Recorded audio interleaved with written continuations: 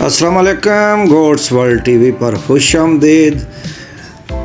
लें जी दोस्तों, आज हम आए हैं काला कमाला इसे कहते हैं, मुगवाल के करीब है, डिंगा के करीब है। डिंगा और मुगवाल रोड पर ये आता है और यहाँ सतार और साहब इनकी 35 से 40 बकरियों के ये पैर बनाए हैं और ये पहले भी देख लें पैर और बाद में भी, और इतनी अच्छी शेप देकर पैर बनाते हैं हम।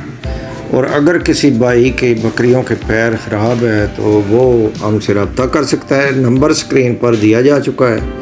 और आपने अगर बहुत अच्छे से पैर बनवाने हैं तो हमसे रब्ता करें। ये देखें आपके सामने कितने मेहनत से पैर बनाए जा रहे हैं। और ये 35 से 40 तकरीबन 10 बजे सुबह हम गए थे और शाम की अजान तक जो है ना वो सारी बकरियों के पैर बने थे। और ये देखें कितनी अच्छे तरीके से पैर बनाए जा रहे हैं।